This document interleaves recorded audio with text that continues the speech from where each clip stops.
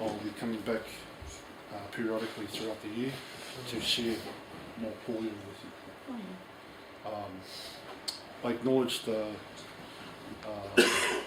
mana of this whare wānanga under the mauri of your tohunga here, Pt1. The mauri that I bring with you is not only the mauri of io, but the mauri of love. And I just want to tell everyone here right now that I have a lot of love for you. And there's no stronger mauri than love. Just a little bit of background on myself. I won't spend too much on myself. I'm a member of the Church of Jesus Christ of Latter-day Saints, otherwise known as Mormon. So my Hato is Jesus Christ. So that's where I come from. It's my whakaara. And it's quite appropriate to talk about Jesus Christ at Hato Petera. Like I said, I feel a little bit cautious, a little bit anxious, sharing Ngapuhi korero that I don't come from Ngapuhi. But I hope you learn something from my presentation. As I was sitting there, I was wondering whether I should start with my other presentation and bring everyone up to speed with iotanga and where it's at. But in the interest of time, I may skip it or I may touch on it when I finish what I've come to prepared to do. So it was not so long ago that Pierre had invited me to come and speak to the wānanga, and I laid out just a fraction of my research to do with io. But in a nutshell, io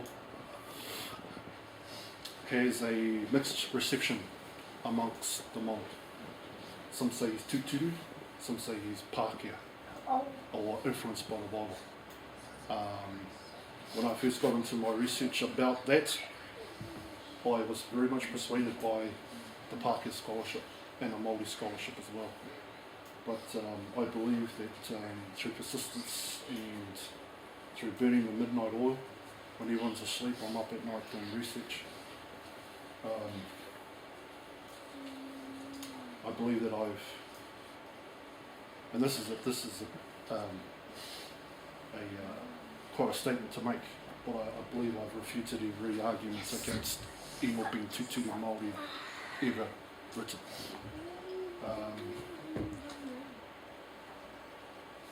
Right,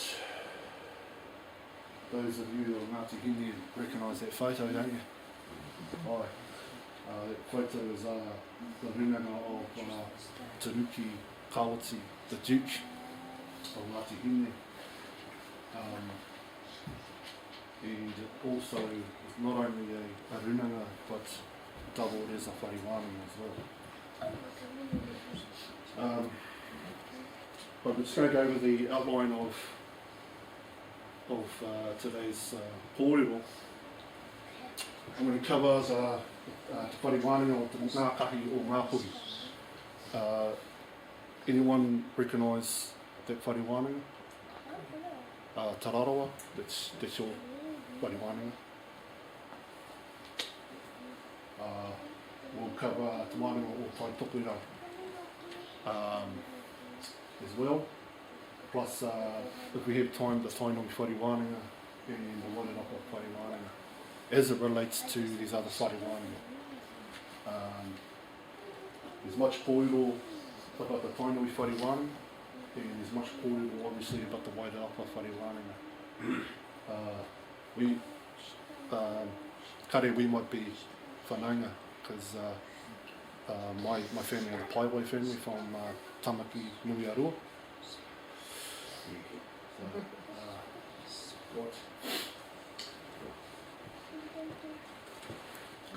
I'm just going to briefly touch on Sir James Hinari. My understanding is your tōnga here was trained under Sir James Hinari of the Ngāti Hine Wananga. I don't have a lot to say about this wānanga. I'm still learning more as korero comes to me. But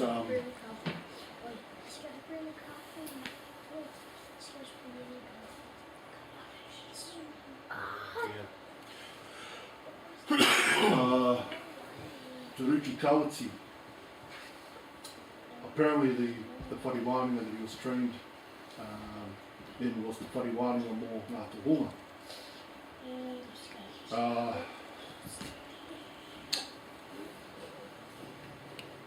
There's not a lot that I have on this. I'm getting around to that whare Wananga. There's just too much to study, too much to research. And this is his son, Mahi Prami Kawati.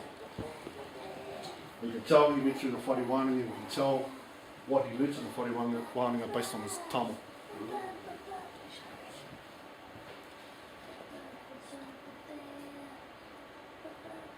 And this is Kirihi Te Riri Mahi Kawati. He was one of the kai korero of the Te Wananga or Tai Topero of 1924. I love this photo because it says so much to me. It's beautiful. This is his whakapapa that he presented at the Tai Tokerau Wananga. This was recorded by Iha Pera Wihongi in 1924. The thing about Ngapuhi is that I heard recently that there was a debate on TV about whether Io was tituru Māori in Ngapuhi korero or whether he wasn't. Now this tells me that Iotanga, because it starts, this tātai whakapapa starts with Io, it tells me that Kawati, Taruki Kawati and his son were taught Iotanga. That's what that tells me. But some people, when they come across this type of whakapapa, they think, oh well, all they've done is just plonked the name of Io at the top. Okay? Now, when you add the name Io to any whakapapa, you've just made it very tapu. Very, very tapu. If you add a second name to the whakapapa of Io, you've made it even more tapu. If you ever add a third, fourth, fifth and sixth, it becomes even more tapu.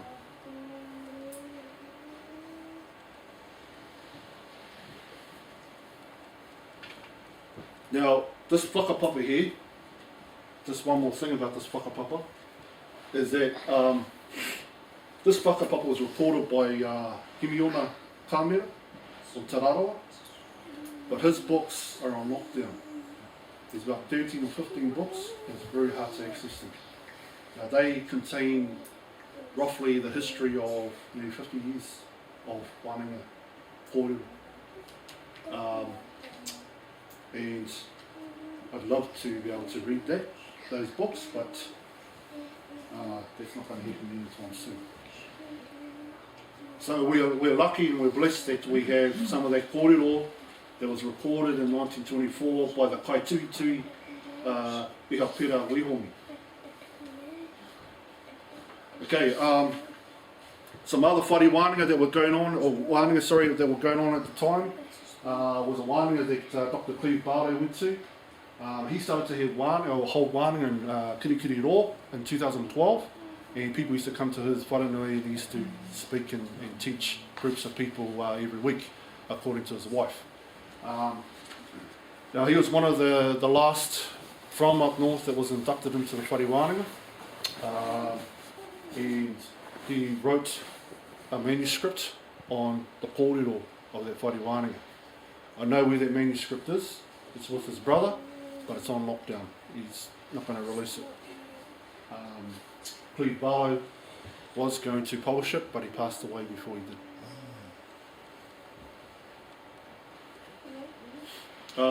Who knows this gentleman? Wallace Wihongi? Yeah, he's the kai korero or the pūwananga of Marino Kato Whare Wananga. Has anyone heard of the Marino Kato Whare Wananga? It's the whare Wananga of Nuka Tāwhiti. I've got some korero on there, but I won't go dwell on it too much. A pūwananga that's been taught from Wallace, will be teaching me and revealing some of the korero from the whare Wananga very shortly. Right. Ka tuki atu nei nei kupu ki te kāhui a ki te kāhui pō. Mā te kāhui pō e whakaihu atu ki te toi o ngā rangi. Kia i o te wānanga mana hoki a whakatiki mai. Tihei mauri ora. That piece of korero was uttered by Rima Edwards at the Waitangi Tribunal. That comes from the Whare Wananga o Ngapuhi or Ngapuhi. Essentially what he's doing is before he speaks and recites the sacred recitals of the Whare Wananga, he's opening the sacred portals to the sacred realm. The kāhui ao and the kāhui pō. In Tainui tombs, Io resides in a place called Ta'aha o Tarangi. Ta'aha. Now I dare anyone to find the kupu aha, spelled A-A-H-A. It's a lost kupu. It's become obsolete. No one uses the kupu anymore. However, the royal name for King Mahuta is Ta'aha o Tarangi Tāwhio Pōtatau Te Whiriwhiri. That's his royal name. According to the Tainui recitals, Io resides in a place called Aha. Now, according to the Tainui people, when he uttered his korero to create the universe, the Aha was a place that was in a place that you can't really describe it. But before he uttered his korero, uttered his karakia to bring the universe into existence, a aperture or a fracture in the time-space fabric opened up and Io was able to speak the universe into existence. So what Rima Edwards is doing is opening up the pūmotomoto, the doorway, the tātou into tiki tiki o ngā rangi. And what he's asking, here we go here, kia Io te wānanga mana hoki e whakatika mai. He's saying, I'm standing here as a representative of Io, and Io will correct my korero. Or Io will curse me if I get it wrong.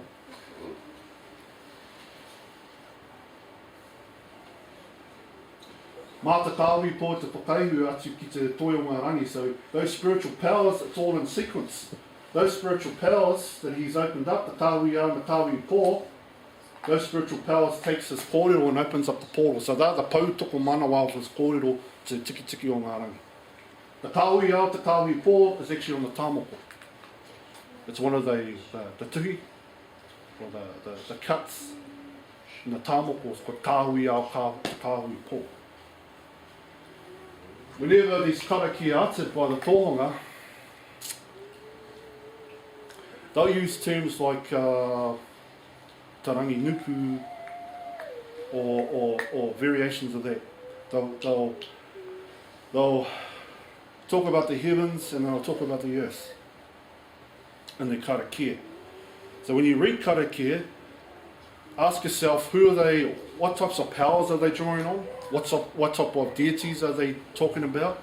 And what type of deified ancestors they're talking about? Now, tohunga would never utter a karakia unless you knew what he was talking about. So, these are some of these esoteric terms. Kāhui ao, te kāhui pō is an esoteric kupus of the Whare Wananga. The founder of this Whare Wananga was Tātua Wera. He was the first Māori prophet to ever arise out of Christianity. So he had a hybrid religion, you could say, or whakaro, kaupapa, whatever.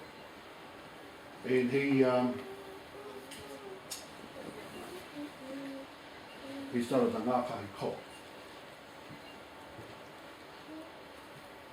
This is Rima Edwards. Rima Edwards went through the Whare Wananga o te Ngātahi o Ngapuhi, and his tohunga was He Te Hauraki. These wānangas were held in the Omanai. Okay, one of the tohunga of that Whare Wananga is a Pera Mataunga. This is what he says about the kupu wānanga. I shall ask you a question. Do all the people know the meaning of this word wananga? Do not be offended. I merely wish to clear the way. There are many meanings to this word. The European Wananga has been compiled and is now in print. Still, there are many Europeans who do not know the meaning of this word. Men of high rank alone know. That's a key. I will now address my people, the Māori, in respect to the Wananga of the European. The dictionary of the English language, with its 80,000 words and their meanings, and English grammar in all its parts, navigation, and all its problems, and the scriptures, only part of which is as yet understood, hence those Europeans of one language. But the Wananga of New Zealand, of the New Zealander, has not yet become one. I'm not too sure what that means. And hence our present difficulties. My statement is true, as each people have a Wananga of their own, and though they live in close contiguity, contiguity means contact. The heart is not correct. This is the origin of the word Wananga and its meaning. It is the account of the creation of the world. But from that time up to the present day, it has not been fathomed. That's the crux of the matter, whānau, is that Wananga must start with the creation. I spent a lot of time in my thinking, in my studies, in my research in Te Kauwai Runga, things celestial. It seems to be my forte. I'm very interested in it, and I spend a lot of time in it. Now, unless a tohunga really understands the creation and all the nuances that come with the creation, everything else, all the karakia don't work. Because they have to understand the korero behind the creation. To say, okay, we're going to draw on this power today. We're going to draw on that upper today. Or we're going to draw on that basket of knowledge today. Because they understand the korero. So, and the creation either starts with rangi and papa, or it goes further back to io. So you guys have to make up your mind. In your walk in Te Ao Māori, does the beginning of time start with Papa Tūnuku and Ranganui, or does it start with io? Now, if you start, is my whakarohi, if you start with Papa Tūnuku and Ranganui, and you say, well, this is Whare Wananga Korero, it's going to be very short. But you tack on the io stuff, and then the curriculum just opens right up, and it's much, much longer. The thing about the iotanga and the korero about Te Kauwai Runga, to me it looks very Māori, but at the same time it doesn't look Māori at all.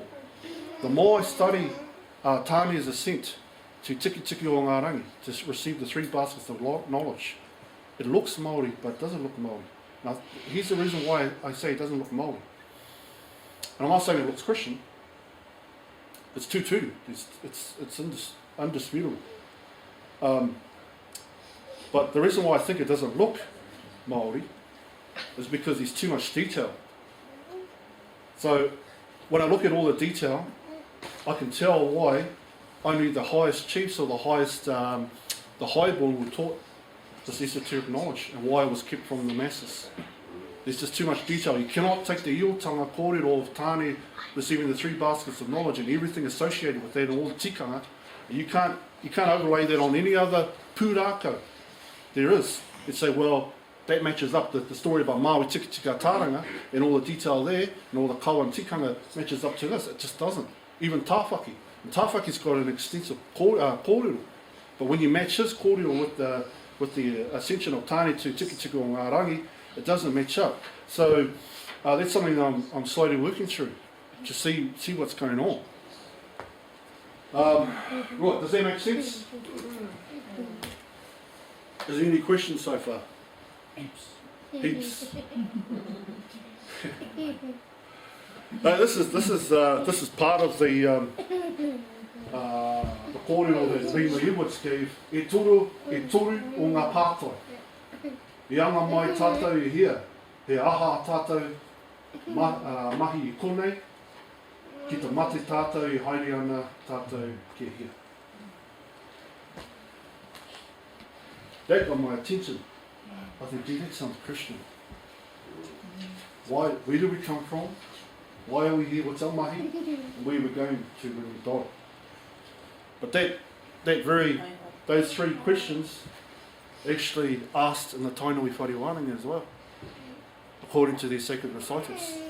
Because you have to pre-frame the korero. You've got to pre-frame it. So all the young kids are coming to the whare wānanga and they have no idea, because no one told them what to expect. The tōnga is about to teach them stuff about the creation. They heard bits and pieces, they heard waiata chants outside the whare wānanga, but now he's going to get into the deep stuff. So here's to pre-frame what he's going to talk about. There are three questions in life. Where did we come from, why are we here, and where are we going? Now here's the korero to answer all those questions. So we're going to get into that. The reason why I'm under tapu and decided to noho puku is because of this korero I'm about to share with you.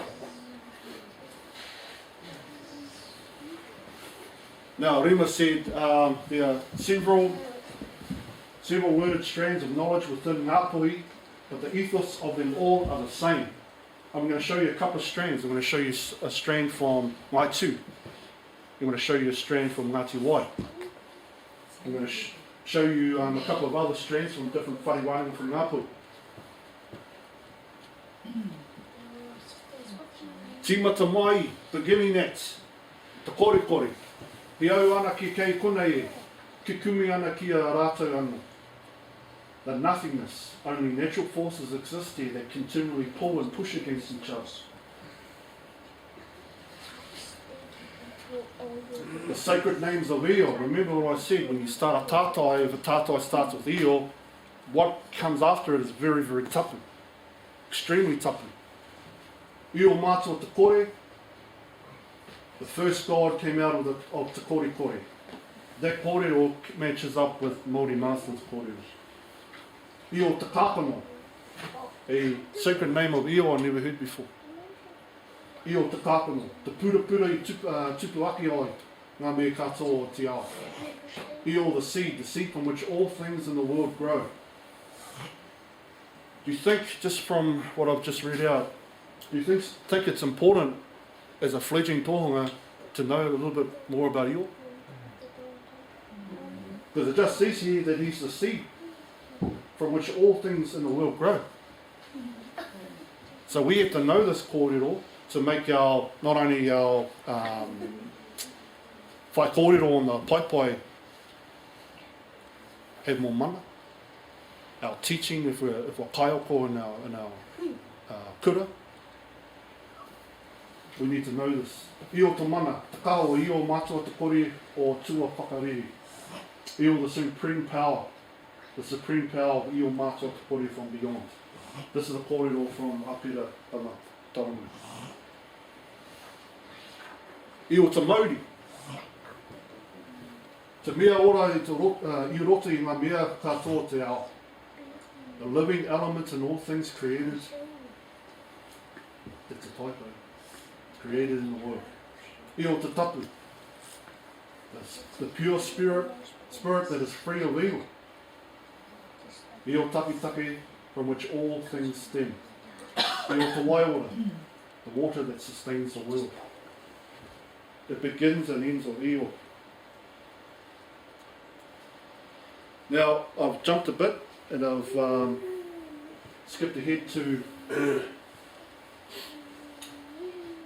another part of that tātai. Pota pūtake. It's supposed to be pota pūtake. The beginning of the growth. And you all know that whakapapa, right? Te more, te reo, tāka, te rea.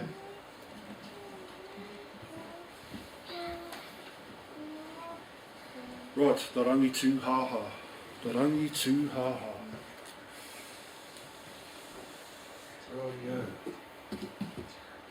What's the rangi tū haha, people?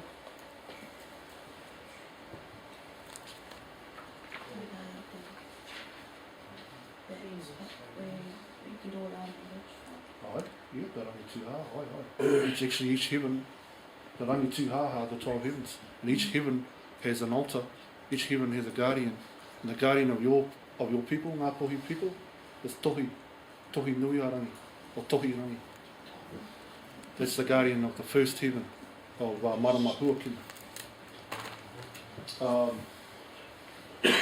The rangi tū haha. The rangi tū haha are the 12 heavens. Now the rangi tūhaha didn't become the tūhaha until after Tāne had climbed up to Tiki o ngā rangi. They weren't called the rangi tūhaha. They were called that after he left, after he received the 3 baskets of knowledge, and he was presented to the out on the road oha on the marae ātea in front of all the tini o mano, the myriads of whatukura and marekura. And once he received the 3 baskets of knowledge, and the 2 baskets they had the 2 sacred stones, hukatai and rehutai. He then takes a po, a sacred po, and he erects a sacred po. He sticks it in the ground, bang.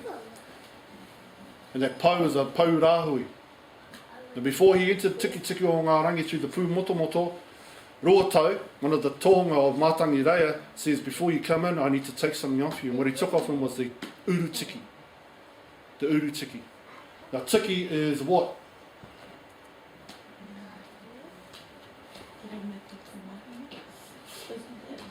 Ai, well, tiki, ai. It's the top knot. We're going to talk about the rua whitu, the top knot and stars. But tiki is the male reproductive organ. Okay? So uru tiki uru is something that covered the male productive organ. So it was a piece of clothing. And so he removed the piece of clothing. And he went to Tiki o ngā rangi naked. Well, that's what the tauira used to do.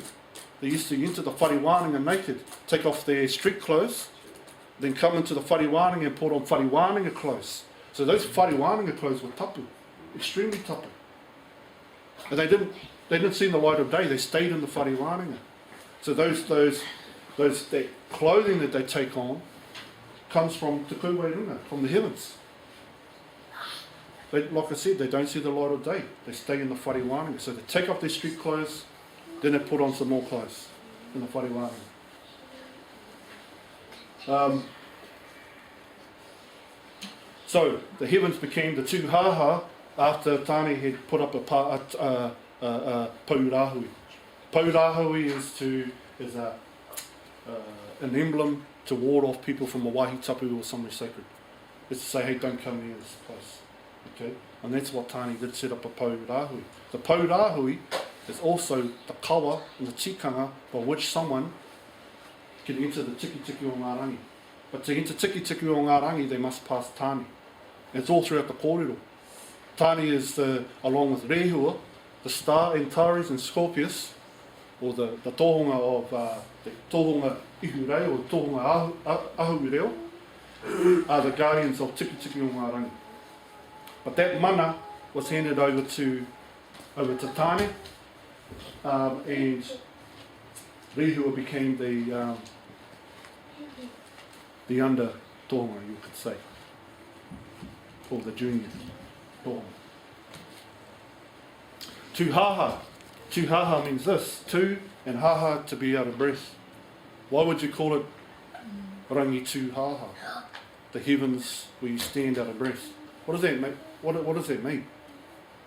Can anyone hazard an interpretation? Is it to perhaps go beyond the physical realm?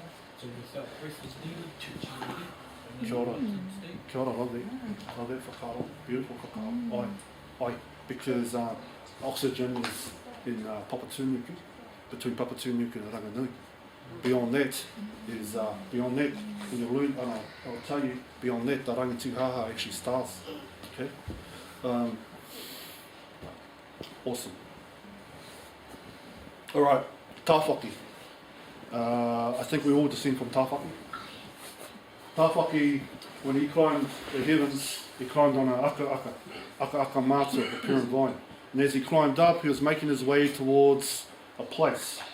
Before he got there, which is the first heaven, Marama Huakena from talking Ngapuhi, he was hit by some winds called ururangi. Ururangi, bang, hit him. Off. He was hit so hard that his breath was knocked out of him. Those winds were the winds set up by Tāne to stop people coming into tiki o ngā rangi. Where do you stop someone who's trying to ascend? You stop them at the first floor. You don't wait till he gets to the 10th floor, because he's learnt too much korero on the way up. You want to prevent him learning any korero at Ranganui ka tika.